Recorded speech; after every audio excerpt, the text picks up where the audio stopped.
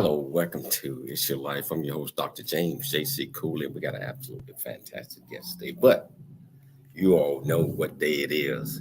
It's Wednesday, 306 degrees of health. And so we got another absolutely fantastic doctor that's going to be joining us today, and it's going to bring a whole lot of insight to a couple of things out there. And I tell you, I had an opportunity to chat with her in the green room prior to the show, and she is absolutely wonderful. And she's coming to us from the state of Florida. So I tell you what, just sit back, get comfortable, open up your mind, your ears, and just take it in. Dr. Michael Mantell is not joining us today to have a Passover, and so he will be back with us next Wednesday. So I got it, and you know what? We're going to move forward. And Dr. Michelle Cooley might join us later on today, but let me tell you a little bit about this guest today. Actually, why don't I do this first?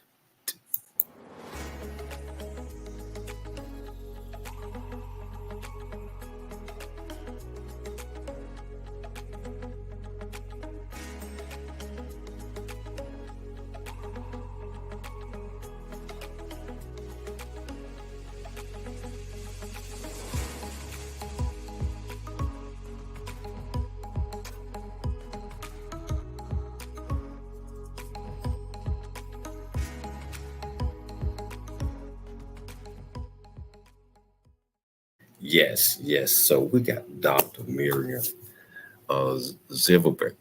I think I got her name right. She don't correct us if we didn't, but she is doing so many great things out there, and we're going to talk about a lot of different things. Let me tell you a little bit about her. Dr. Z is what she is known as, is a triple board certified physical physician in internal medicine, Geriatrics, obesity medicine, and the founder of Virtual Wellbeing MD, a clinic that offers comprehensive holistic personalized care to patients using advanced technologies, evidence-based medicine to prevent and treat medicine and emotional conditions that could affect their current and their future quality of life. So I want to get started with this right now because we're gonna have her to tell us a little bit about her, what she grew up, why she's so passionate about medicine, and just uh, it- she's just excited. So I want to bring her to the stage right now, Dr. Z. How are you doing, Dr. Z?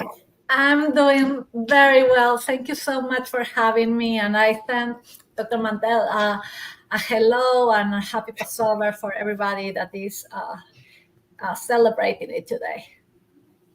Oh, absolutely. Dr. Z, as Dr. Mantell was telling me when you're chatting with you now, can you tell our viewers and listeners a little bit about you, where you grew up, why you chose the medical field, why you so passionate about what you do?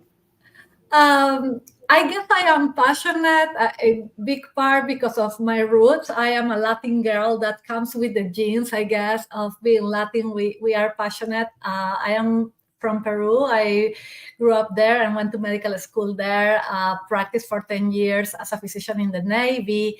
And I came to this country almost 13 years ago to start from zero again, to become a physician here, to get married, to have two wonderful boys, and to reinvent myself in this country. Yeah, so what made you choose the medical field? Was it something that in Peru, it's in the family, or you just locked in on that, or how do you choose that field? To be sincere and to be transparent, it was kind of a mistake. It was a random, random situation of life. Um, I don't have any close family in the medical field. I have been all my life terrified of needles. I still am. And I used to faint in front of blood. So to the point that I became vegetarian, a big part of that was a reason. And my dream since I was a girl was to save the world, to help people, but I never thought in medicine as an option. To be sincere, I was thinking about a psychologist, a diplomat, but not really. Medicine was, I mean, nothing that I would think about. My best friend, since I was 3 years old in school, she came one day to me when we were 14 or 15, at the point that we have to decide our careers. And she told me, well, if you want to be a psychologist, what about you are actually a psychiatrist? You use a white coat, you will earn more money, you will have the title of doctor, and we will be together in medical school. We are friends forever. So that's, and I thought that was reasonable. I didn't know that psychiatrists also need to go through all the trauma of the blood and etc. So I was clueless. I went home and my parents told me, you are crazy. This is not happening. We are not paying medical school. And you need to say that to an adolescent just to, go for it. So I went for it. I became a doctor, which makes me very proud. I'm happy about it. And my very good friend never applied to medical school. She chose another another career. So yeah, that's the real story. That's I was getting ready to ask you because in most cases that's how that is. Your friend choose to do something else, So, but obviously she was one of the people that inspired you to do that with that conversation that forced you. But role models, who was some of your role models that you looked up to, that you still look up to, and that you learn a lot from them that you abide by today? Very good question. And I believe that the answer is very complex because I don't think that I have one individual. I believe that I have several through life and for different situations. I believe that my dad, for example, is and will be forever my role model. Daddy, Papa, si me ves, I love you. But especially in everything related to morality and ethics and working hard and being kind. I believe that as a human, he has been always my role model, will be always my role model. And in the other extreme, in the same area of being a good human, my kids are my role model. My boys have been after me, throwing my cell phone on the garbage, telling me that people is more important than phones. And telling me that I should not stay in a work where I am not happy, but instead to quit my job and become my own boss because I will like my boss then. So I believe that my two boys truly changed my life for better, even they torture me many times per week and per day in many other ways, but they have been telling me again and again with their actions and with their words that there are things that are important in life that they don't have a price and they don't have a monetary value, and that family goes first. I've got a friend of mine, Dr. Ballin Durr, who's also a psychiatrist, saying that's a great story. Wow, but it's just great. Yeah, it's absolutely real. Yeah, I cannot make up something like this, I guess. So what is your motto when it comes to your patient's care? I believe that since I went to medical school for the wrong reasons or for the right reasons, I'm not necessarily sure. My goal was always to make people happy and to feel better in general. So when I practice medicine, I don't practice medicine thinking about the liver or the kidney or the blood pressure or the laboratory result. I always, my goal is to make that person to feel better in general. And I was very lucky that my training in Peru as a geriatric doctor, specializing in the elderly people, was very holistic, very comprehensive. My mentors there, and then here when I came to the US, taught me that you cannot treat a patient without considering their cultural background, the social and emotional aspects, even religious, and you know, the real life, the real context. You cannot separate them from their reality. And I feel like that's something that I have been doing all my life, and I continue doing as a physician. I see humans in front of me, and that's what I want to do, to treat humans, to treat people. Well, you mentioned, and we got about a minute before the break, but I think you mentioned that you went into the Navy. You spent some time. Can you tell me just in 1 minute about that? Yes, when you go out of medical school in Peru, you have to serve something like do something that is called rural service for 1 year, and there are not many spots that are paid. My dad was not working at the time for our moral decision, and that I supported, and I needed a job. So I went to the Navy just with an introduction. I didn't have anybody in the Navy, and I spoke with the admiral in charge of the hospital, and I told him, it's like, I am the only person that could work right now. I cannot have a job without payment. I need to help my parents. And he says, there are only 3 spots that will be paid. And I'm like, and I deserve one of them because I am being transparent with you. He gave me that position, and that's how I entered the Navy. You know what? I tell you what, Dr. Z, we got to take a station break. This is exciting.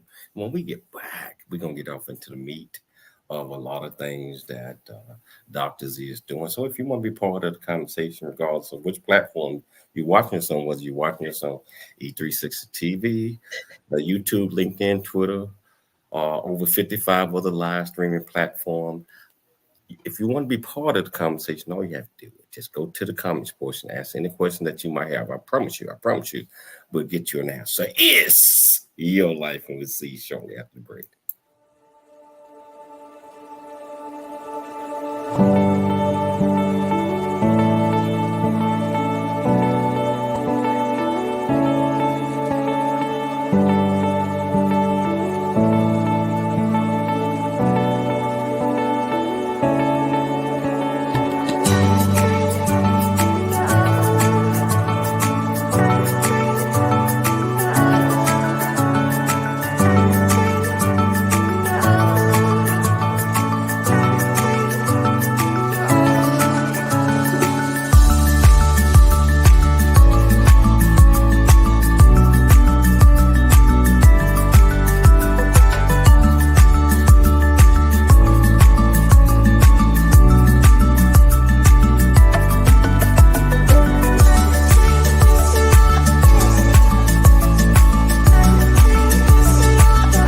Heaven Abounds in You takes you on an inward journey of discovery that dramatically transforms your outward experience of life.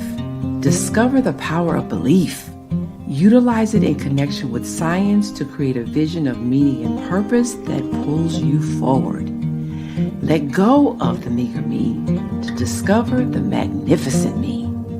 Let go of your painful past and live life free from fear, worry, and stagnation. Experience an abundant universe as you powerfully create happiness, relationships, health, and limitless opportunities. When you heal your mind, all things are possible. Really get a chance to know who you are. And once you know who you are, you truly know who you are, love who you are.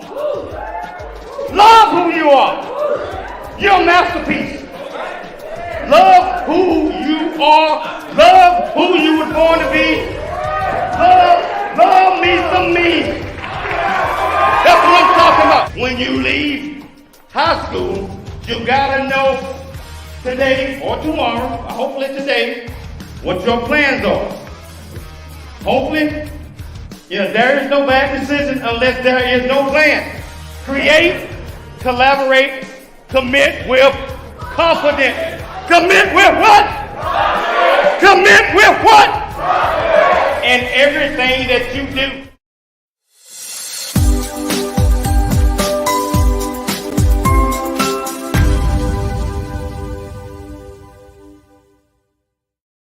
Hello, welcome back to James Cooley Show. It's your life, and my guest here, Dr. Z. She got the audience fired up. She got me fired up.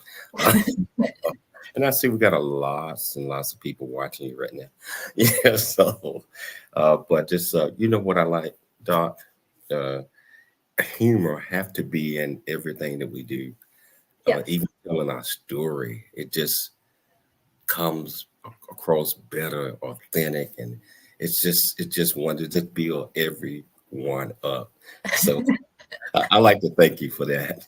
No, thank you. I believe that we have this idea that leaders or doctors or someone with a CV that looks serious, they need to be serious, right? And they need to look in such a way.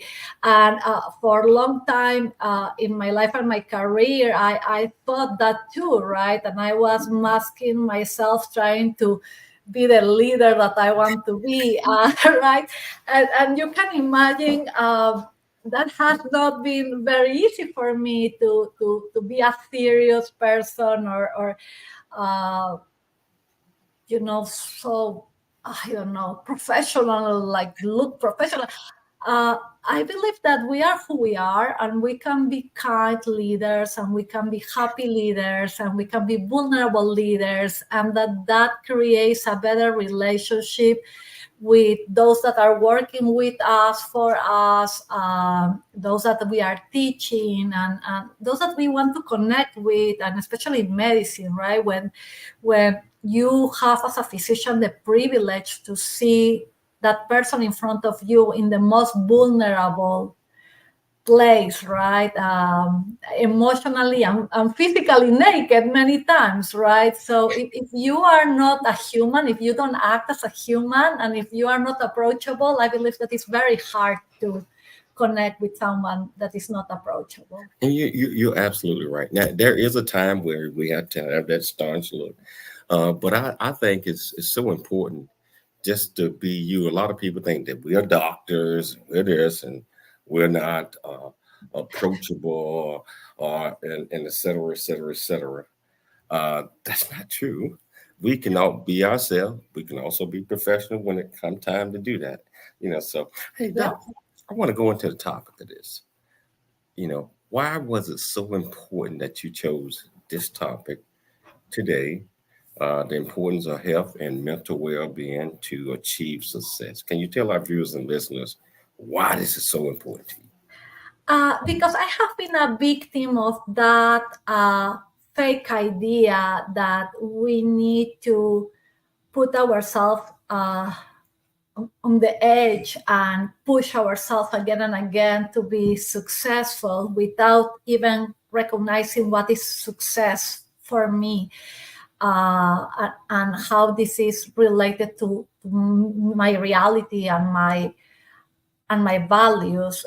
We have this crazy concept of success, and we enter in a wheel, the hamster wheel, and we start running and running and running, and suddenly we forget about why we are running and what we are trying to achieve. That has been me, a typical workaholic and type A and superachiever. And what happened during COVID, because of COVID and because of many things that happened at the same time of COVID, is that I realized that I was really running without direction, that I was compromising not only my well-being, my health, my happiness, but truly the well-being of those that I love the most, my family, my parents, my kids, my husband, my marriage, and my friends. And I hope I can transmit a message to others so they don't have to go through all this and years later realize that they were doing something that was not necessarily the best. And they can learn from the experience of someone else and avoid themselves the suffering, the pain, and the damage that you can cause to yourself and to your loved ones when you do this. Wow. And I think that's so important. So can you tell our viewers and listeners just watching this, how does prioritizing your physical health, such as exercise, nutrition, contribute to an individual's ability to perform at their highest, best possibility to achieve success in life? Well, I mean, think about, I like to use examples, right? And let's pick an imaginary person, a woman or a guy that are trying to work 20 hours per day because they have, a big project that will give them a lot of money and visibility and success in the technical way that we define it, right? So they are working 20 hours, 1 day, 2 days a week, 3 weeks, right? And they are not resting appropriately. They are not eating. It will take, I don't know, 1 extra day, 3 extra days for them to collapse. And when I talk about collapsing, it's like for how long you can concentrate, for how long you can be productive in your maximum level, right? Or creative in your maximum level if you don't sleep, if you don't eat well, if you are not moving, if you are not preventing medical conditions, if you are not going to your doctor, if you are not paying attention to a pain that is bothering you. What we don't understand is that our productivity is totally related to our ability to perform. And our ability to perform is completely related to our health, emotionally and physically. So if we are sick, if we are in pain, if we are depressed, if we have insomnia, it will take just a little. It's like the last drop for us to collapse as humans, and we will get hopefully just sick. But how many times what we have really is this individual that has a heart attack and never comes back from that one, or has an important stroke and will never be able to work again. So success really comes with a baseline that is necessary for us to perform. And health, I mean, we repeat that again and again, right? Is health is necessary for everything. Health is also necessary for success. You had mentioned, people working 16, 20 plus hours a day and they get all stressed out. Dr. Dirty said, okay, how long does it take to recover from working like that? The theory, right, and if you go back to the articles, what it says that someone that is at the point of burnout will need 2 years to recover from burnout, right? And I want to explain the term burnout because I believe it's important. We use it a lot, but it's important to understand the definition. Burnout is described as a person that is suffering from fatigue, that is exhausted. That's number one. Second is that is not motivated to work or feeling or acting in a way that shows that there is not interest in what she's or he's doing. And the third part, which is probably close to the term success, right? How is this related to success? Is not able to perform at the level of that is average. So they perform below average. So again, how you can be successful if you perform below average. So these three aspects correlate or are the definition of burnout.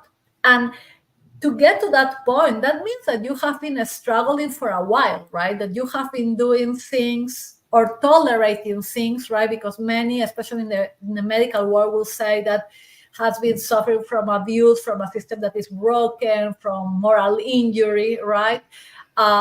But beyond the reason, at the point that you get to burnout, you are sick. And I want to clarify this because we have something that we call the ICD 10 or 11 code, which is a kind of a book.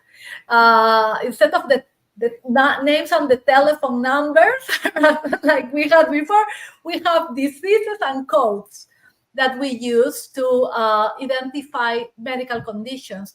And right now, burnout belongs to that book, to that guideline. Right now, burnout is considered a medical condition. So we are talking about something that is serious right now. Wow. You know, I think we got another question. It says, Dr. Bear, speaking as a professional who works on calls every 4 days for 32 hours or more, or 2 to 3 hours of sleep. I remember.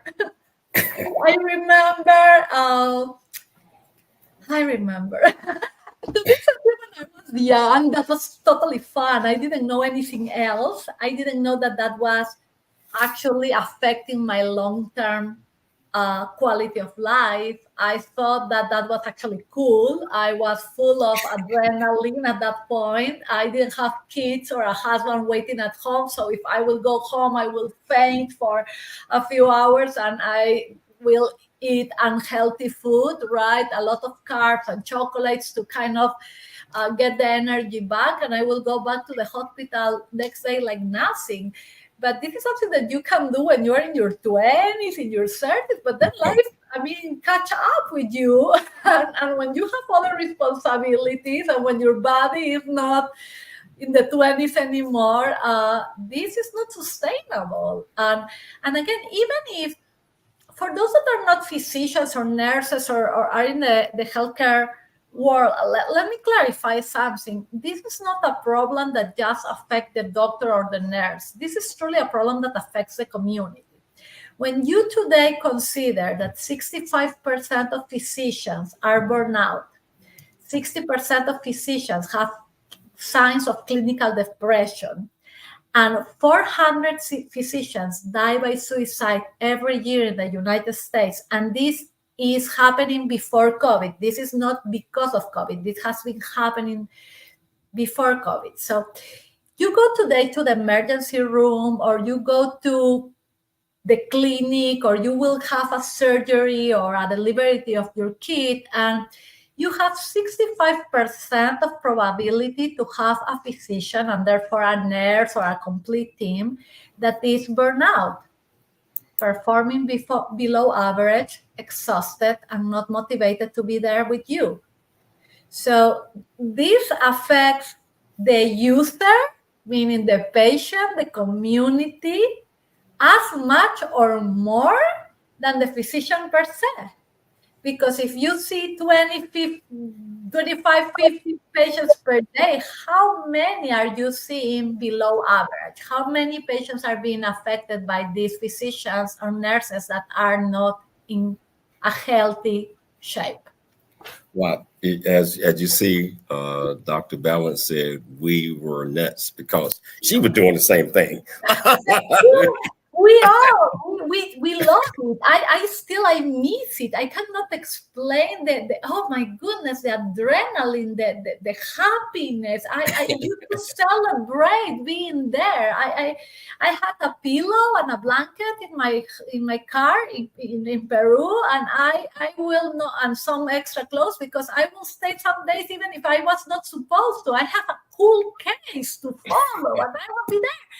And it was great. I believe that that's not wrong if it's something that you do because it's your choice, right? But with something that you do for long term, and that's the difference between a stress, right? Acute stress and chronic stress. Acute stress is great. We use it to perform. It's actually amazing. When you have a stress, you will have, more energy to study, to run, to do whatever. It's a great thing to have. But that's the high performer, right? With acute stress. But then you have the one that has chronic stress that has been doing this daily for a few months. And you will see how this performance declines because you get this high cortisol, but that is an hormone in your body that at the end will really hurt you and will affect the way that your brain functions and your body in general functions. And if you keep going on that, what happens with long chronic stress is that we increase our risk of having diabetes, obesity, cardiovascular disease, even cancer, and of course, mortality, depression, anxiety. So acute cool stress is great. I embrace it. I need it. Chronic stress is a different animal.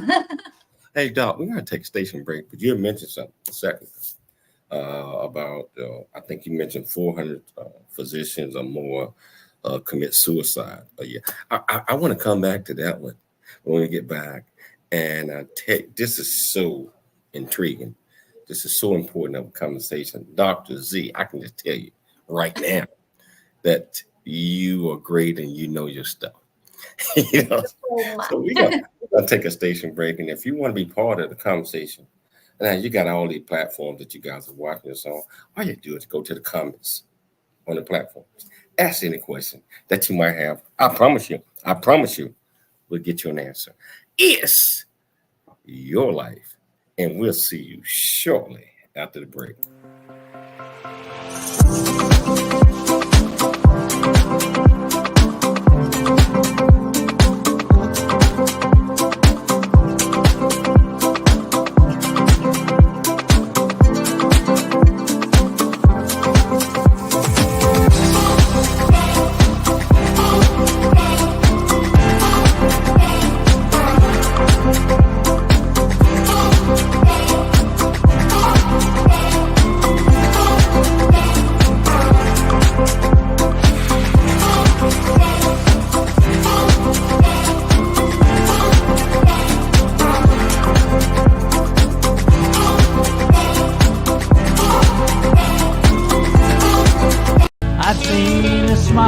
convey I love you.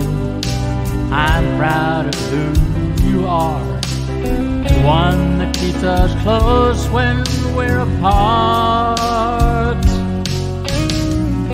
Talking from the darkness of all that we've been through, it seems that there might be a way to leave behind the loneliness we've known and live again life of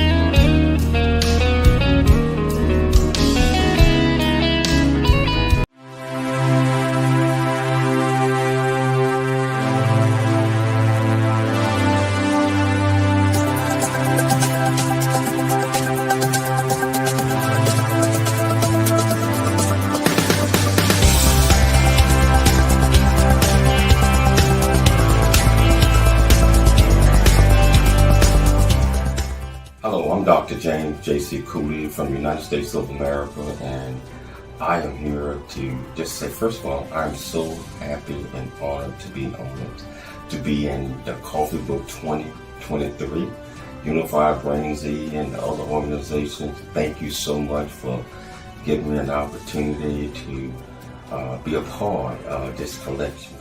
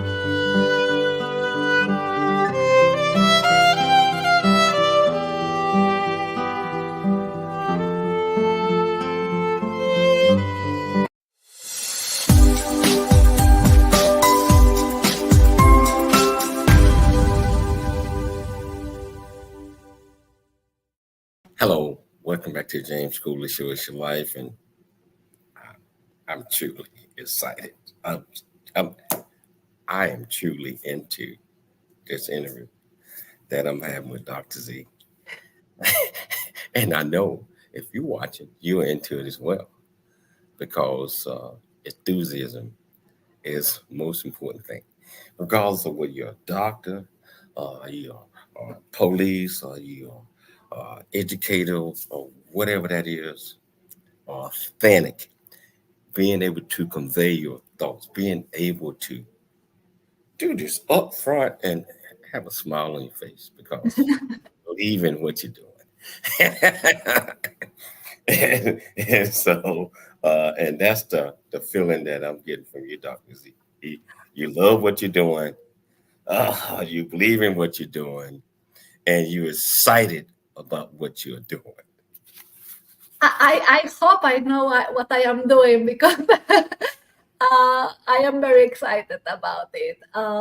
I truly believe that each of us, and I agree with you 100%, no matter our career, our background, our age, we can influence the world, and we can create a butterfly effect that touch the life of others. And my dad always says that to keep going, that don't wait for the results, right? Don't be just waiting for the results. Do the things that you have to do because you believe on them, because not always the results will be evident right now in front of you, but maybe you are touching someone far away, and you are doing something amazing for someone else. So if I can empower others today to be kind, to touch the life of others. You never know who is in the elevator with you. You don't know who is sitting next to you in the movie theater or in a restaurant, and they may be suffering or going through a difficult moment, and just a word with kindness, just I love your dress, you look so beautiful today, could change the complete mindset for the day for that person. And You mentioned mindset, yeah. And one thing that I do, I'm a motivation speaker. This and that. You never know who's watching you, or I'm talking in whatever situation or circumstance that is, and you never know how you might motivate somebody just by being you. Like, wow, just like you mentioned, wow, that's a nice dress you got on. Whatever that is, that could have changed that person's whole mindset that day, because they probably were thinking about, and we're gonna get into this in a few minutes, killing themselves or something, all that. You never know. I believe that God send us certain thoughts to certain people at the right time and at the right moment. So hey, I want to get back to a point, and we're not going to spend a whole lot of time on this one. You had mentioned something about a number of women physicians committing suicide and increasingly, and I think Dr. Dura picked up on that as well. Can you go into that a little bit more? yes, actually, if you don't mind, and with all the respect, I would like to make a correction with the word committing. And I am doing this because I used to use it too. And I learned from someone that I really have tremendous respect, Leslie. Actually, she lost her son by suicide, and she has this amazing organization that tries to advocate for youngs at risk. And she taught me that committing has a negative connotation. It's like you commit a crime, and that suicide is not a crime. So there is this effort to change the term from committing to say die by suicide. And I know that may look very similar for many of us, and maybe not important to use one term or another, but I am trying to, following her advice and her recommendation as an expert in the area, to educate the community so we reduce the negative impact that this term has for, especially for the victim, for those that are surviving someone that was lost by suicide. So I wanted to bring this to the attention. It's something that I just also learned, and I believe that it's fair as for sensitivity towards those that suffer. Regarding physicians, so women physicians are dying more than male physicians by suicide. That's what majority of the studies show. New data is showing something different that is probably almost the same. But the truth is that if you think about the group, right, you are thinking about the group of physicians, even nurses, and many other professionals in the healthcare system. They are very well educated, and especially very well educated about the red flags that are in front of them when they are depressed or stressed or burned out. And you ask yourself why someone so well educated will have this type of solution for their problems, if you want to call it like that. And the reality is that, number one, we have been taught that we are superheroes, that we should not complain about anything, that we should always put patient first. And that means that we don't eat, we don't sleep, we don't rest. We miss weddings and high holidays because patient goes first, and therefore our health is second. And many times, if you're a mother or a father or a caregiver in general, your health is the third or the fourth or the fifth in the line, and we don't take care of ourselves.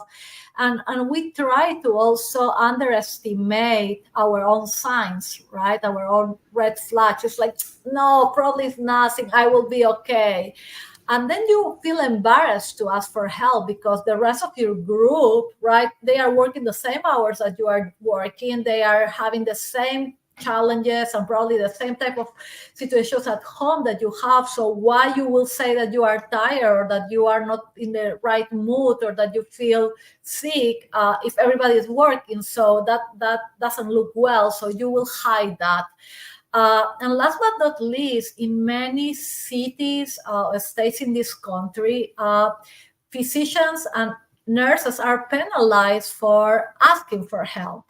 And the reality is that in our contracts, our applications for jobs, applications for license or renewal of our license, we need to disclose if we have been seen a psychiatrist or a psychologist, if we are receiving any type of medication for any mental health illness, or if we are suffering of any mental health illness.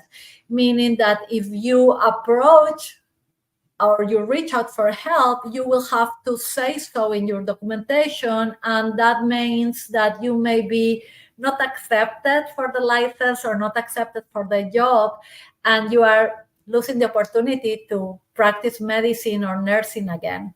So all this combination creates a severe problem where physicians and nurses are not receiving the help that they need when they need it.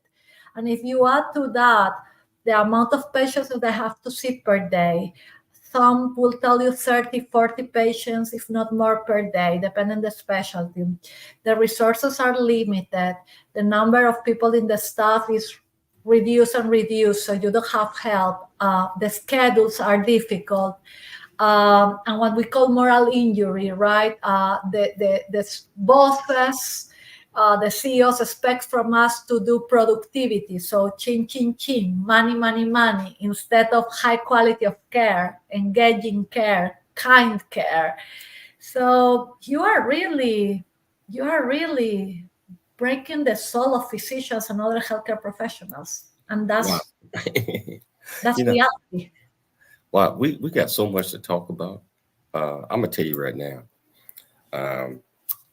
We're not going to get through all of this stuff, but I want to invite you back right now when I have my partner, Dr. Michael Mantel, here. And so whatever we don't get through today, we will get through in the next 3 to 4 weeks when you're back on the show. I'm on. Thank you for the invitation, and it will be a pleasure to be with Dr. Mantel also. Oh, absolutely. He's absolutely fantastic. We got about a minute and a half before the break, but you had mentioned something when I was talking to you about the 4 different pandemics of 2024. In a minute and a half, can you break it down initially to our viewers and our listeners, and we'll come back to it after the break. So for me, there are 4 pandemics right now. One is for sure mental health. 1 in 5 individuals in the United States suffer from a mental health condition. And the last year, we have 49,000 individuals that die by suicide just in 1 year. 500 of those were kids between 6 and 10 years, the ages of my kids. So that's number 1 for sure. The second for me is obesity. Around 30% of the population has obesity in the United States. The other 30-40% is overweight. So we have 70% of the population with a weight that is abnormal. And the reason number 1 of mortality in this country is cardiovascular disease. That means, and that's the result in many cases of abnormal weight, abnormal lifestyles, eating, and not exercising. So that's number 2.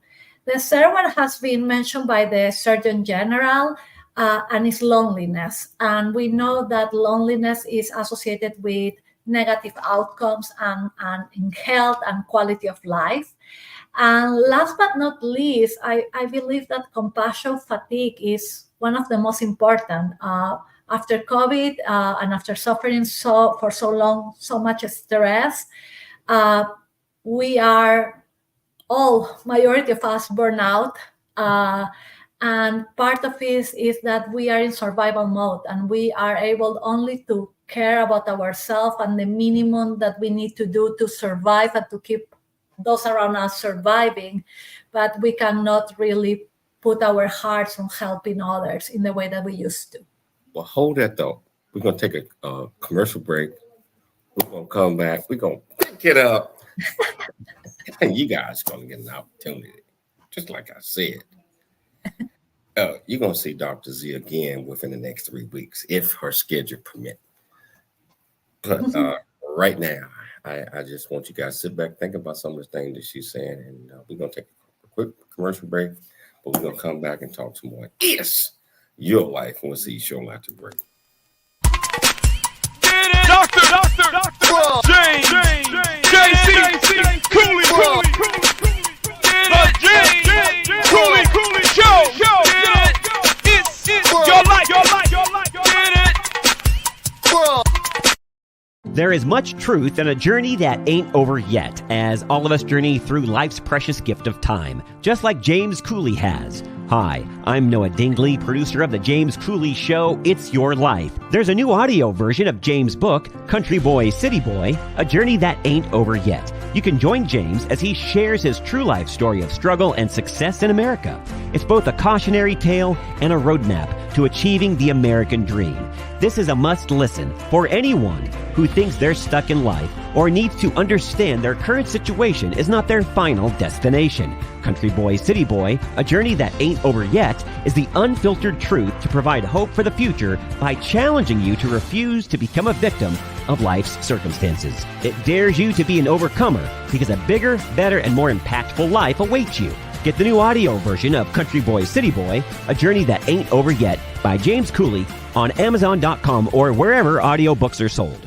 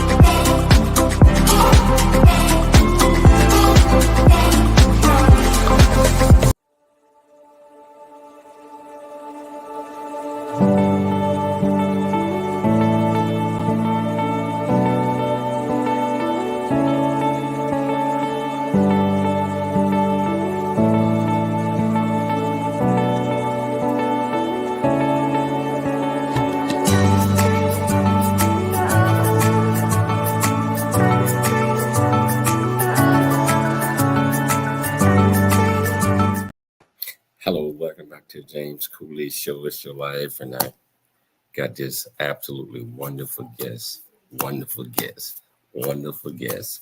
on my show today. And I know her parents, I believe, are watching in Peru. Yeah. Hey, you all did the right thing and plant the seed in this young lady right here. So I want to commend you. Yeah. So, hey, Dr. Z, we got about 5.5 minutes left in the show, but what I want to talk about right now is your practice and exciting news that you might be opening up in Texas as well. Also, your book. Yes. I can't let you get away from the book. So we got about 2.5 minutes on each one of those. Can you tell our viewers and listeners about your book, where they can read, where they can get your book, and what it entails, how it's going to help them? Oh my gosh, my book is such a beautiful collection of stories, and I was able to interview more than 30 individuals around the world, 4 different continents, from a Buddhist nun to someone in Wall Street, a professional athlete, different careers, different professions, different, I don't know, lifestyles.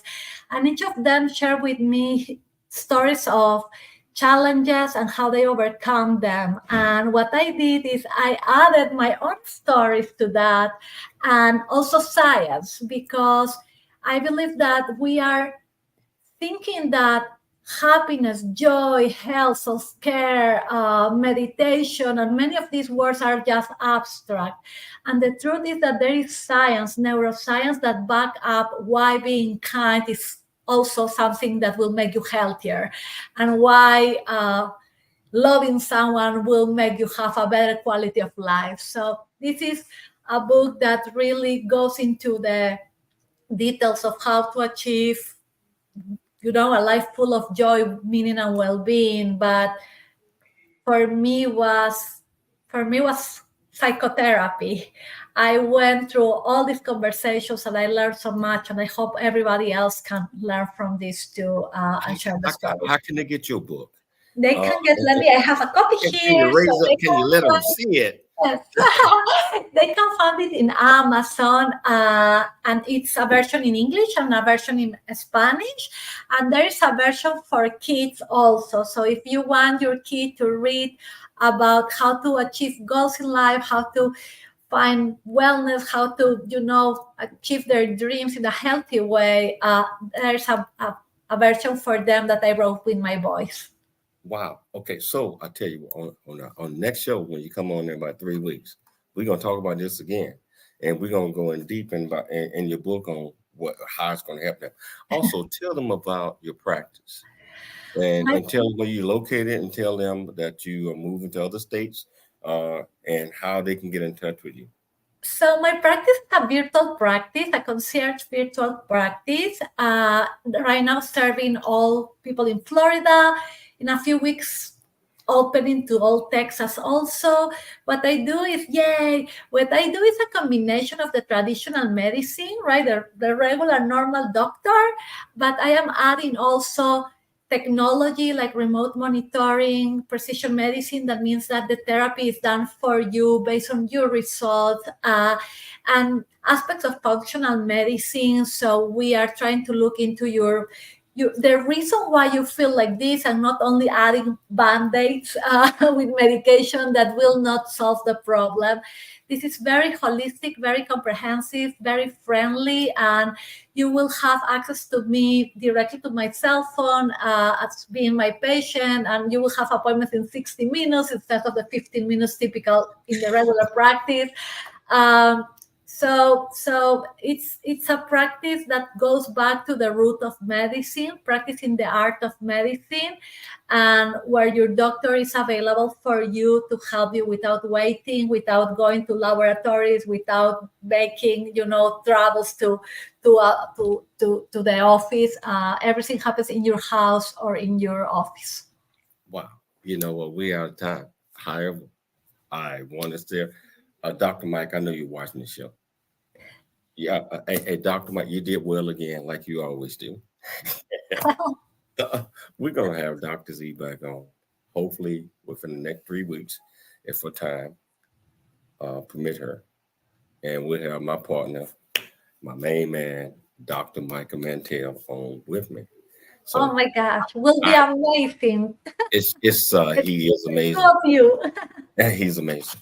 I want to thank you for taking the time to come on the James Cooley Show, It's Your Life, and just educate us. Of course, we needed more time, and we will get more time. So I'd like to thank you. Tell your mom and dad, over and whoever else is watching you, hey, thank you. I'd like to thank Dr. Michelle Cooley for putting together another absolutely outstanding show. Most importantly, I'd like to thank you, the viewers, our listeners, for tuning in to the James Cooley Show, It's Your Life, Monday through Friday at 12 p.m. Pacific Standard Time. And also on syndicated radio on Sunday, 10 a.m. at 11 a.m. Pacific Standard Time. And the message is always, that's KCBQ, by the way. The message is always to dream big, think big, and be big at everything you do. We'll be back tomorrow, same time, same place. Remember, it's your life. We'll see you. We'll see you then.